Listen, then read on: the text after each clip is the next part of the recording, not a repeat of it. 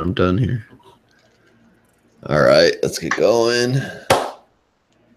All right, we are back, guys. Kick things off here with the hero section, and we're going to use that term loosely here because the book we are doing this week is The Punisher, and that's going to be issue number 14. We're going to get to our creative team, our solicit, and we're going to tell you about this issue and tell you to buy, borrow it, or forget it altogether. So we got writer Becky Cloonan, we got artist Matt Horick, color artist Lee Lowridge, and letterer VC's Corey Pettit. Becky Cloonan, that's a girl, right? Yeah. She's normally, I mean, she's usually an artist, but she's writing. Yeah. Okay. She just does the because, covers, like, for Shade the Changing Girl. You always hear the like SJWs get on their high horse when it's a dude writing a chick. Like, that shouldn't be that all the time, you know. But you don't ever hear them toot their horns that there's a girl writing the Punisher book right now. You know what I'm saying? Yeah.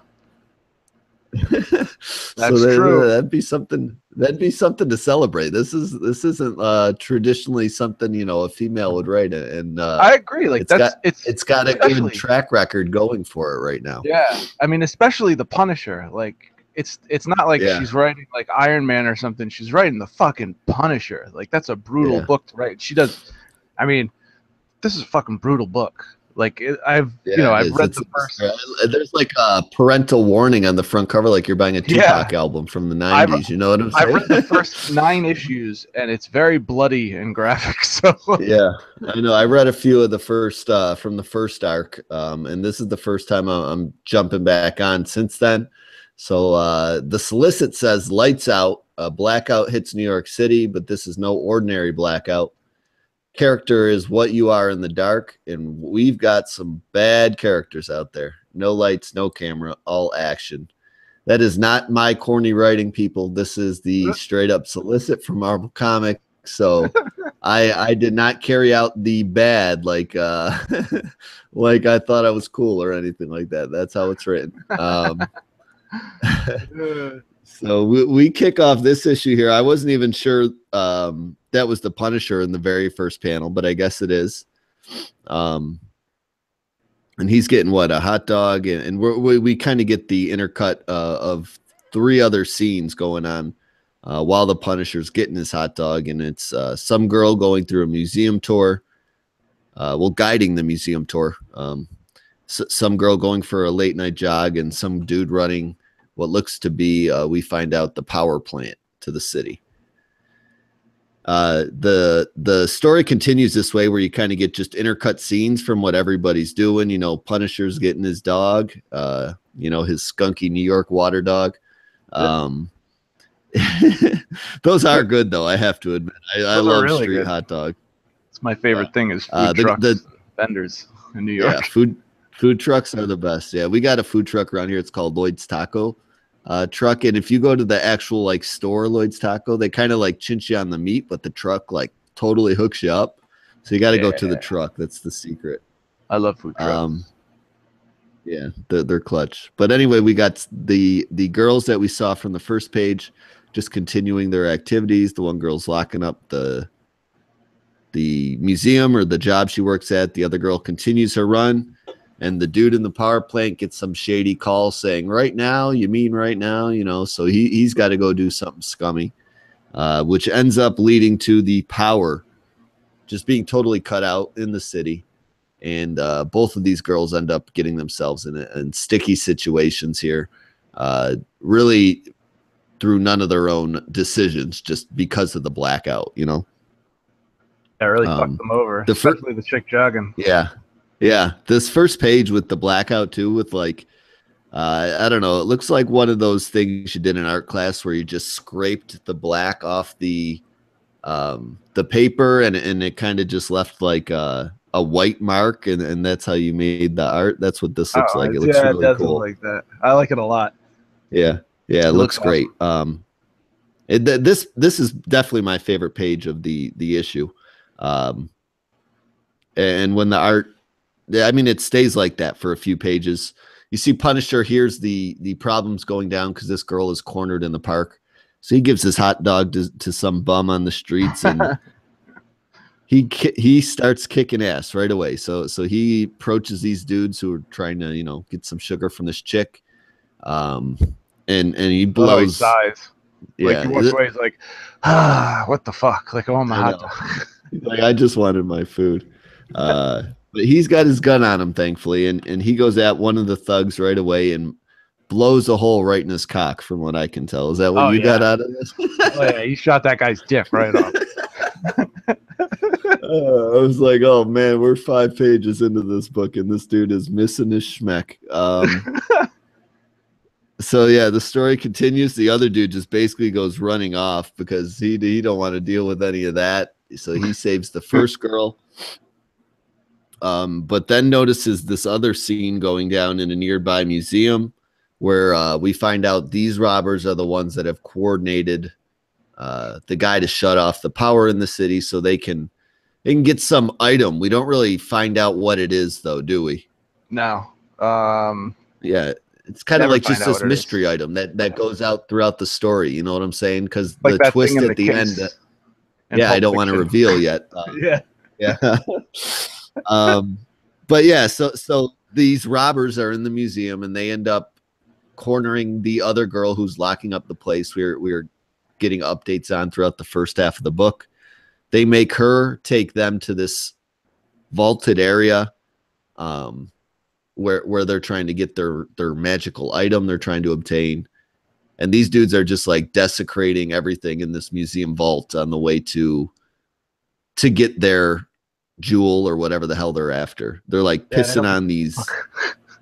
Yeah, like just straight up pissing on these European artifacts, like shooting pictures and just random items. And I don't know about you and if you have any history with you know, high stakes robbery, but I wouldn't go just shooting off a gun if I'm trying to go unnoticed. You know what I'm saying? Like that's, I don't know, like certain panels, jackasses.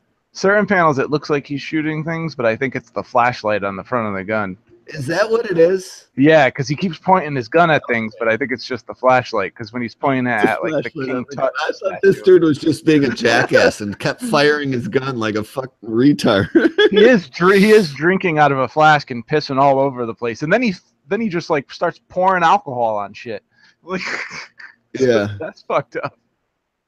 Okay, yeah, I see what he's doing now. He's just like shining the flashlight at this European like kind of Sphinx looking thing, and yeah, he's just like threatening to shoot. He's like, "Oh, you'd be good for target practice or whatever." Yeah, I get it now. But anyway, this chick ends up taking him to this vault. They open up this vault finally, and I don't know what are they keeping Apollo's sun in there or something? Like it's so shiny. And then they make off with these items, and they're trying to run through the museum.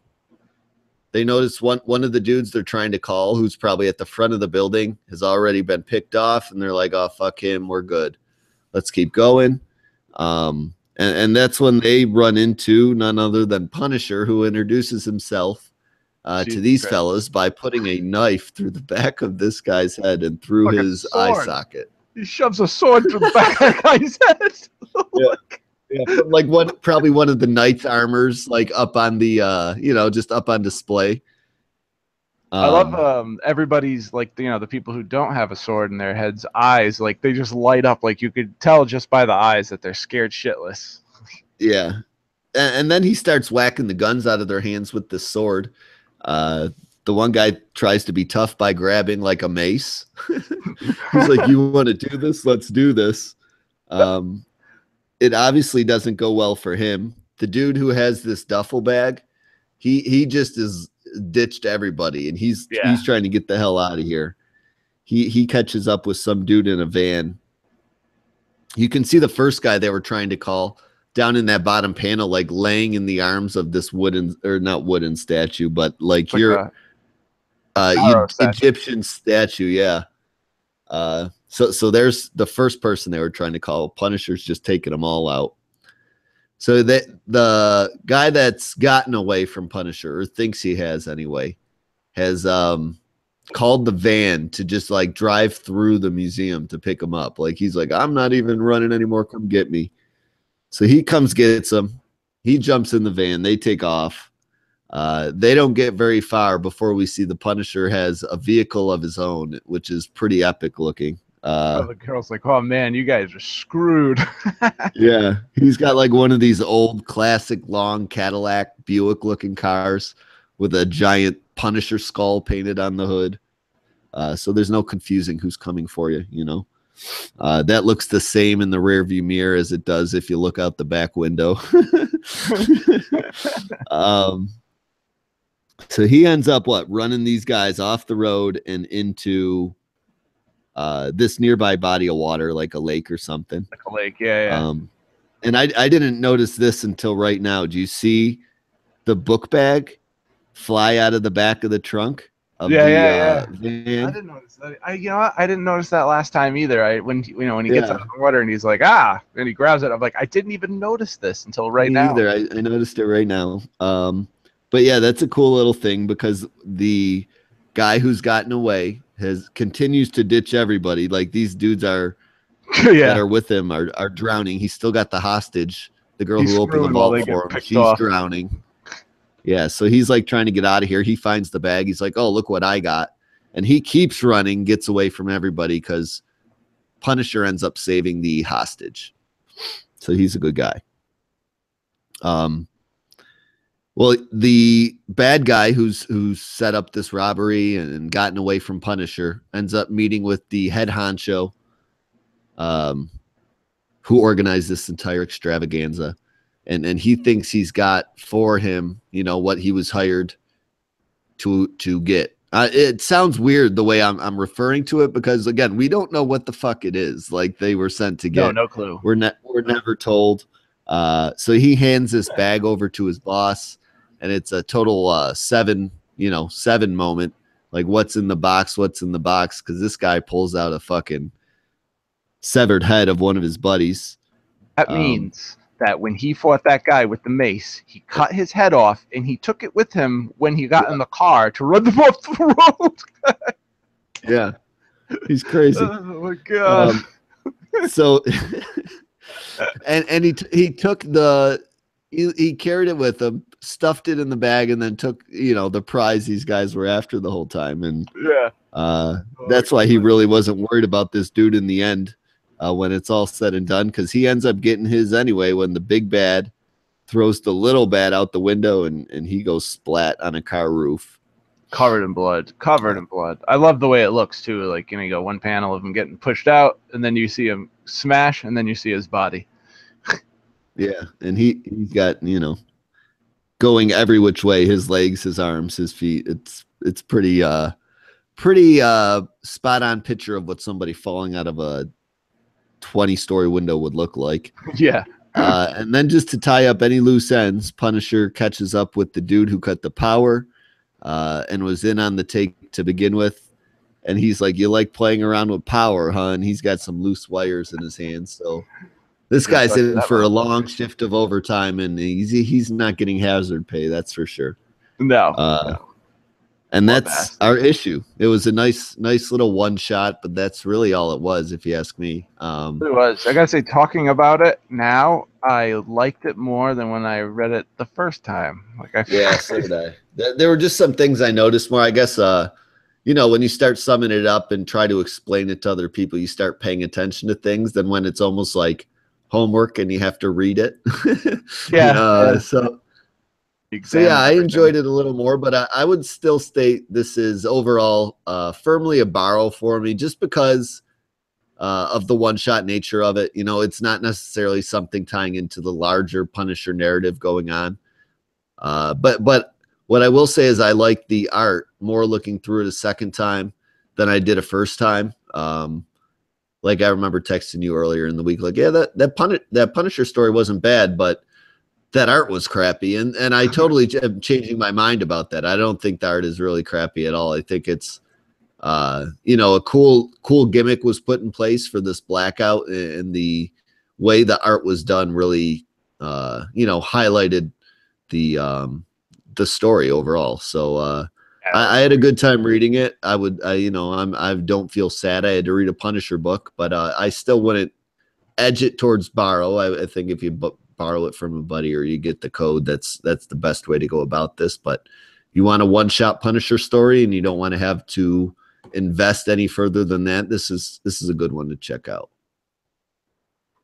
I'm gonna start off by saying that I always look forward to seeing, because I've been reading this series, but I'm not caught up. I'm on issue number 9, so I had Punisher issues stashed all around my room. I don't know why I haven't gotten to it yet, because I initially liked it because Steve Dillon was the artist on the first 6 issues, and he did he did the first 6 issues, and he did half of the 7th issue before he passed away. And I always look forward to the Declan Shalvey covers. I really like this one, especially with the stars in the sky that make out the Punisher symbol. And that's another thing I didn't notice on first glance until like I really looked at it again. I just was seeing, like, because Punisher takes your focus at first, and you don't really look off in the top right, and then you look off in the top right and you see the skulls in the twilight, and it looks sweet.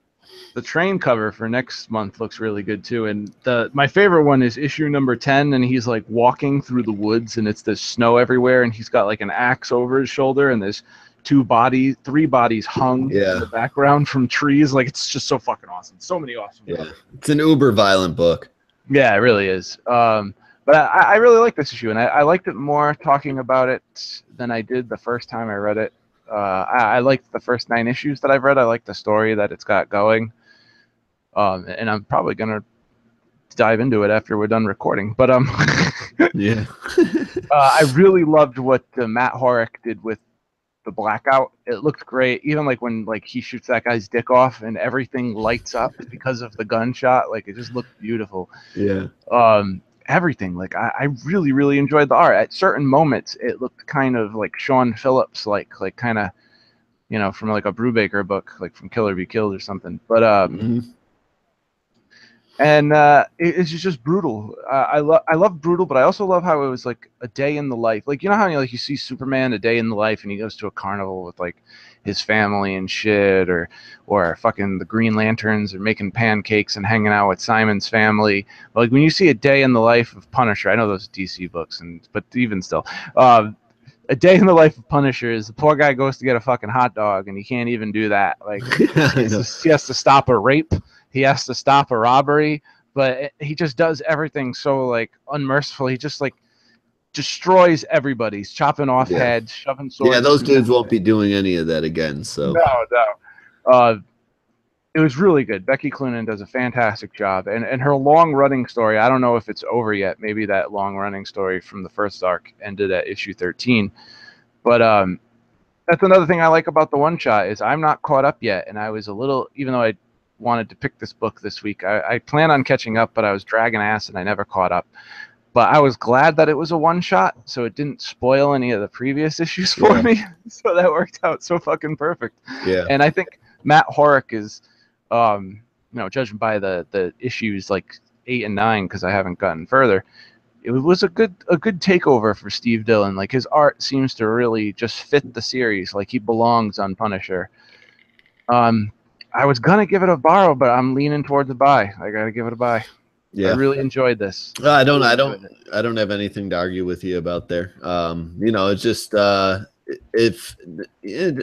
just doesn't make me want to buy the next one in the series, but it was a good story overall, I guess you could say. I see what you're saying with that, because because it's a one shot, you don't know if you're going to really like the next story. So right. There's no setup. So so not going to, it's exactly what I expected going in, picking up a Punisher book, and I was happy with what I got. So, that's what you expect when you go into the Punisher and you get it, you're happy. That's where, he just kicked people's ass, and it was all wrapped up in the end, all his loose ends. So it was a good time. We got Punisher coming up in What the Fuck Facts, so I got a couple cool things about him later. The story before that started off that I was reading was crazy. Like, he was going against these, this group of people led by this guy named, calls himself Condor, and all these people who kept coming after him were on this drug called EMC, which makes you like this rage monster and gives you like super strength and durability and shit. It was insane, so bloody and violent.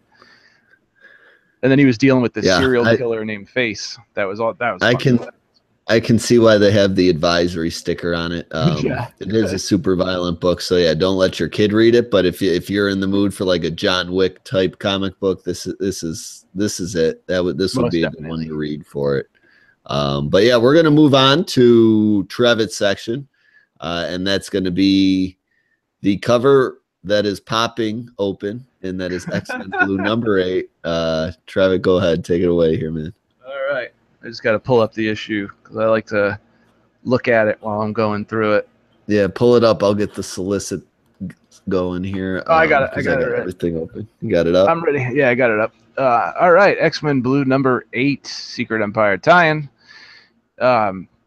Which is nice. But I think we were talking about, I think we were talking about this earlier, how the tie-ins, you know, a lot of the authors are making it work for them. So, you know, they don't have to put their stories on hold. But the writer is Cullen Bunn, artist is Corey Smith and Joey Vasquez, inker is Terry Pallett, and colors by Matt Miller, letters by VC's Joe Caramanga, and cover, the wonderful, wonderful cover by Arthur Adams. Oh, Jesus Christ. Look at those things. The solicit is Emma Frost. She's back, better than ever. And that's it. That's the fucking solicit right there. Secret Empire tie-in. That's the other part. Yeah, that's all you get. That's all you get. I gotta say, I really like this Corey Smith guy. I don't think I've seen too much of his art in any other book, but yeah, this book you never know what you're gonna get for art, and at least it's back on track this issue. You know what I'm saying? Definitely. If it was him and Jorge Molina, like every other issue would be perfect. Perfect. Yeah. But where the fuck was I? Where am I? Oh yeah, here we go. It's right at the beginning. So we start off this issue in the wreckage that Havoc caused, and Jean uses her telekinesis to dig herself out. Jimmy gets up from the wreckage. He's all fucking ripped up, looking like Deadpool. Yeah, he does. He looks gross in that bottom panel. He really does. And you know, they're collecting their faculties, and you know, just after what happened last issue with Havoc, and I don't know if you want to call him like a dark X-Men with Marrow and Firestar and Toad, just kicked everybody's asses. So they discover that all those guys took the X-Men, and they didn't get taken because, you know, I think they think, I don't know if they're dead or they just didn't bother looking for them, because Jean says she masked them with her telepathy, you know, made them think that I think she they weren't there. Like they thought they escaped or something, or they didn't know they were there. Yeah. So they're just under the rubble, and everybody else got taken. Jimmy says, well, that's, you know, bravado. That's great because they'll never hear us coming. So, you know, they don't know we're coming. How would they not know you're coming? You know, they don't think you're dead. If they think you got away, you know what I mean? Yeah. They know someone's coming. They know that nobody will leave like these X-Men by the, you know, to basically be locked up. So then the Blackbird shows up, and then it tells them, it talks to them and tells them that it's been tracking the X-Men, because, you know, they're like, oh, we don't even know where they went. And then the Blackbird shows up and it's just like, I've been tracking the X-Men since they were abducted. It has been talking to them throughout the series, but it like really comes to a reveal here where it not like is this. really communicating with them. Yeah. Like it just didn't like have the thought to show up and pick them up and be like, hey guys, guess what? I know where they are. Hop in, let's go. And they look at each other and they're like, did our plane just talk to us? Like, what the fuck? Yeah, it was more like just a Friday AI before, and now it's like full out making decisions. And well, we'll see that reveal coming up here shortly. Yeah, that's a big reveal. And so the next, we switch over to the next page, and we get Cyclops and Emma Frost. Emma tells Scott that his teammates are dead. Not that Scott believes her. He's pretty much defenseless because she shut down his powers. I think it has something to do with the collar around his neck. I think it's a power dampener. Yeah, the mutant power dampeners. She's also getting really weird with him. Like, he's older, Scott. You know? I know. Like, he's like, who does this all the time? Yeah. And it gets really, really creepy. I mean, even though like Scott's like 18, 19, you know, he's like, who do you think I am? And she's like, whoever I want you to be. And, you know, you get the feeling that she kind of wants to like start brainwashing him, so she can get like, because, you know, she always has been in love with fucking Cyclops and always wanted to steal him away from Jean. She used to like make Cyclops think that she was Jean. And he like come in the bedroom and they fucking shit. I saw that in like Grant Morrison's new X-Men. It was the most fucked up thing. She's doing the half your age plus 7 rule here. Yeah. But so next we catch up with Warren, Bobby, and Hank, and they're all in a cell together, and they're wondering, they're wondering where everybody else is. Warren asks Hank if he can work some kind of magic mojo and get them out, but apparently the power dampeners are putting the whole kibosh on fucking magic too, which I don't know how that works. Yeah, I don't either. I don't know if I buy that, but whatever. It's just a little detail. Who cares? So Bobby asks, why Toad and everybody has secondary mutations, which is a really good question. Like Toad's fucking tongue can turn on fire. Yeah. What's her name? The Wolfsbane can fucking like multiply herself into multiple wolves. Like they can all do different crazy ass things, which is, how the hell did this happen? And Bobby's actually kind of being funny for a change. Usually he's just like a whiny bitch. Yeah, he's a tool. Well, he's not talking. He doesn't have his phone, so he's not talking about Tinder in jail. So like going through and asking people, like asking Hank like any theories about the mutants, like well, aren't we just with the worst X-Men ever? Like I actually like Bobby here. He's not his usual bitchy self.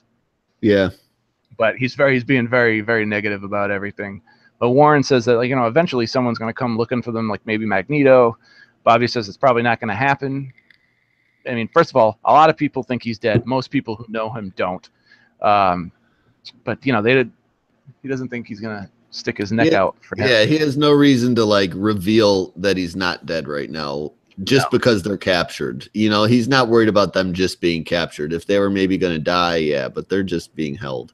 And he says, like they don't rank high on the priority scale for Magneto, but Hank is sitting there thinking of all the meanest spells he can think of. So when they get back there, he's just gonna fucking wreck shit. So next we catch up with Briar, the lady we saw in the last issue, who we've never seen before, but yeah, I didn't think so either. Apparently works with Magneto. She seems to have better accommodations than the rest. She's in there with Havoc, and he tells her that if there's anything else you need, just let me know. Like he's her personal butler. She asks, what's his game? Because she knows the X-Men didn't get a hotel suite like she did, and they probably don't treat other humans this well. And Havoc says that Shaw says since she's a member of the Hellfire Club, which I didn't know. Maybe other people. I didn't either. I'd never know who's in the Hellfire Club. It constantly changes, so it's hard to keep track of it. And, I'm thinking, I've never seen this woman before. Maybe that's how Magneto knows her from the Hellfire Club, but I have no knowledge of the Hellfire Club whatsoever, so I couldn't tell you if she is or she isn't. So the only one I ever know that's in it is Shaw. Yeah, me too. Shaw is the Hellfire Club to me, so. And Emma, that's why Emma is called the White Queen, because of the Hellfire Club. But besides those two, I have no fucking clue. Yeah, but she hasn't been in it in forever. You know what I'm saying? Not in a long time. I think they did some Hellfire Club stuff in the Uncanny run that Cullen Bunn did, but I don't know if Emma took part in any of that. But I was going to say I thought they were in X-Men Gold, but I think that was some corny version of the Brotherhood of Evil Mutants. Yeah, they are such a corny version. But so because she's a member of the Hellfire Club, she's getting preferential treatment. Briar says, that's Jesus Christ, I keep saying that it's BS that they want something from her. She knows. Jesus, but Emma can't take it because she has Shi'ar wetware, whatever that is. So telepaths can't probe her mind for any information. Yeah, I don't really. That was kind of a boring conversation. I don't really. It really was. It was really take boring. a lot out of that. We catch up with Magneto and his robot butler, who tells him that the bunker has been destroyed and the X-Men have probably been captured, and asks if he wants his helmet and costume. He says that he made a deal to not interfere with Hydra, and he plans on keeping that agreement. Besides, he believes that the X-Men can handle it. That's why he sought them out in the first place. The weird part is he has Red Skull's head in a box on his table. That's Red Skull's, right? Captain America. Yeah. Remember he got it from Captain America way back when in one of the Secret Empire issues. Yeah, he gave it to him as like a gesture of goodwill. Like, I'll let you, the mutants can have, what's it called? And you can be in charge of it.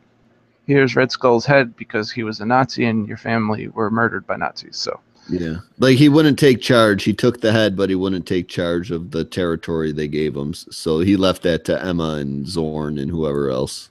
Yeah. He also says that he arranged more than adequate support for the X-Men, which at the time I thought he meant the Blackbird, but turns out he meant something else entirely. So next up we see Jean and Jimmy on their way. They have some funny banter with the Blackbird, who tells Jean if she treats it like a personal assistant, the Blackbird's gonna eject them. Jean worries, which is pretty funny. Jean worries the two of them are not going to be enough. Blackbird tells her once they free the X-Men, there'll be 6, so that'll totally be enough. They jump out of the plane. The Blackbird informs them that she can't find the X-Men because Emma put up a psychic interference around the compound that they're in, which whatever that means. I think it has to do with the fact that the Blackbird has Cerebra in it, like a version of Cerebro. Yeah. So it has somewhat psychic powers through machines. Well, probably also so other telepaths can't send a signal out and let them know where they're at, because she's imprisoning a whole bunch of mutants that are just against her. Even though they have the power dampeners, but whatever. But so they jump out of the plane. Jimmy makes a joke about sniffing out Warren's expensive hair gel. They run into some Hellfire red shirts. Jean tells Jimmy not to kill anyone. He asks her, stop thinking of me like Wolverine. I'm my own dude. Which is funny because it's not even the Wolverine that she knows. Like, his father's the Ultimate Wolverine. She's thinking of Wolverine from their universe. Even though they're pretty much the same kind of person, they still murder people. Yeah. But Jimmy's I think even Ultimate Wolverine was a little more brutal. Like he didn't care about killing anybody at all. Like the newer Wolverine's kind of softened over time, and I don't think he really did. I don't have much experience with the Ultimate Wolverine. I didn't read any Ultimate X-Men, and by the time, Yeah, I'm just a wiki guy for the Ultimate X-Men line, to be honest with you. I know a lot of them died. Like I know Cyclops died and Wolverine. Yeah, a lot of them died in Cataclysm. And then they had to or not? Was it Cataclysm? I forget what it was called. I think you're right. I think it was Cataclysm. And then mutants were outlawed, and then they did that Ultimate X something. I forget what it's called. It's called Ultimate X. I think it might just been Ultimate X, and each issue was like Kitty Pryde and a couple other people finding new members of the X-Men. Issue number 1 was them finding Jimmy. So and Arthur Adams did the art for all 6 issues. The guy who does the cover for the series, which is pretty cool. But they start fighting. Marrow tells them to give up. They won't be enough. Firestar says she wouldn't be so sure about that, because all of a sudden you see the original X-Men in X-Force, like from the 90s, drop out of the sky, and Jimmy's confused. Yeah, I don't know if they came out of the plane. I'm as confused as Jean and Jimmy are at this point. And they all show up in their old, like, 90s costumes, like Warpath, Banshee, Gambit, Storm, Sabretooth, even Cable. Like, everybody look Wolverine's costume. Wolverine's costume's not like, it's the brown and yellow instead of the black yellow with the little blue on the belt and whatnot. So Jimmy notices that they don't have any scent, and Jean tells him it's because they're illusions, and that's when the big reveal happens, and we find out that this whole entire time the Black Room was really Danger, the sentient Danger Room. It's like a robot. She was in a bunch of different series. She was in a bunch of different X-Men series. She was in All New X Factor by Peter David and Carmine DiDomenico, Gian Domenico, whatever his name is. But she comes out of the sky and, takes over from there and tells them to go off and save their friends. So they're on their way to free the X-Men, and they get confronted with Havoc, telling them that he can't let them do it. Jimmy tells Jean, that he's got this, and he pops his claws. Next thing you know, the wall crumbles down. Havoc falls down on his ass with a shocked look on his face. And there's a good reason for the shocked look on his face, because it's none other than X Factor alum Polaris, the daughter of Magneto, which I guess this is where Magneto was talking about, he took steps to, give them some support. So while I thought Danger was in that role, turns out it's 2 people, Danger and Polaris, which was kind of cool, because I don't know if that's going to make maybe Polaris is on the cover. The issue ends here, and Polaris is on the cover of the next issue. So should be cool. Yeah. Hopefully she's there to save them, unless it's a double twist and Danger was the one to help them out. You know what I'm saying? I think she's So, I mean, she's Magneto's daughter, so he probably got her because she's always been the one that, sometimes Quicksilver has a big problem with his father, and Scarlet Witch always has problems with him. Polaris is like the good daughter, the one that always like obeys and loves Magneto. yeah, I don't know if because didn't they retcon that out for a little bit? I don't know if they ended retconning it back in or not, that Scarlet Witch and Quicksilver weren't really his kids. I don't remember. We'll have to look that up for next episode, because that's too big of stuff to read for right now. It was in some Inhumans issue, I think. I heard they retconned it out, so I don't buy it. I just roll with it. No, I know. I go with what my brain tells me, and I know whose Magneto's kids are, and I can name you the three of them that I know off the top of my head. So, but the one thing I did notice that was kind of weird, like Havoc, instead of having the scarred face, has like that Phantom of the Opera thing rocking now. Yeah, it's pretty cool. I like that. So I don't know if they've replaced his face with half metal, or if that's just part of his mask now. I'm not sure what that's all about. I think that's part of his mask. Yeah, that's just his mask. Yeah. But yeah, it was a cool issue. What do you think overall? Buy, borrow, or forget? I really like the Corey Smith art. I mean, I love this book. I like every issue. I have a little bit of problems here and there with certain things. I liked the whole Scott and Emma thing and how weird it got, because I like Cyclops, one of my favorite characters. I even based a whole entire trade paperback collection just on the rise and fall of Cyclops. So, but I love the whole stuff in the cell with Bobby, Warren, and Hank. The shit with Havoc and Briar was pretty boring. I didn't really give a shit about that. The stuff with Magneto is okay. It was wasn't interesting or anything, but it was only 2 pages, so it was cool. Didn't go on too long. I like Jean and Jimmy together. I think they make a cool team. I like the interact. They seem very comfortable with one another. I love Jimmy's freaking costume design. It's pretty badass. Yeah. The fight was cool. The art was amazing, especially when the old school X-Men holograms hopped out. Colossus, Cable, and everything. Yeah, it looked fucking awesome. Everything looked great in this book. It was beautiful. Cullen Bunn, I like what he's doing with the story. He's still staying on beat with the stuff that we got promised towards the end of the first X-Men Blue issue, where it showed you what was in the future, but at the same time, it's also a tie-in to Secret Empire, so I'm going to give it a buy. Yeah. I really enjoyed it. Even though Cullen Bunn blocked me on Twitter. No reason. You discovered that this week. I think he's one of those people, like I told you a discussion we had this week. Like he's just one of those people that it blocks a lot of people on Twitter. I think you got lumped in with some conversation. Probably you didn't even say much in, and you probably got the block that way or something. But yeah, overall, I'm leaning towards a buy for this issue too. I didn't think it was one of the best X-Men Blue issues that I've read, but I did like the callback to the older teams and that scene, and the Danger reveal was pretty cool, and the Polaris reveal was pretty cool. So, I mean, to keep up with the series, this is definitely one you need to read. Some of the drama does go on for just a little too long, but it's interesting enough. There was only really that one part I thought was a little boring and had a problem with. So, but I continue to like the developments of it. Besides Astonishing, and it's tough to say Astonishing is the best one so far, because that's only one issue deep. X-Men Blue does continue to be my favorite of the Resurrection lineup as far as the team books go. So, I would say if it's a series you follow, it's definitely a purchase for you. And your content you're getting inside is buy worthy for you.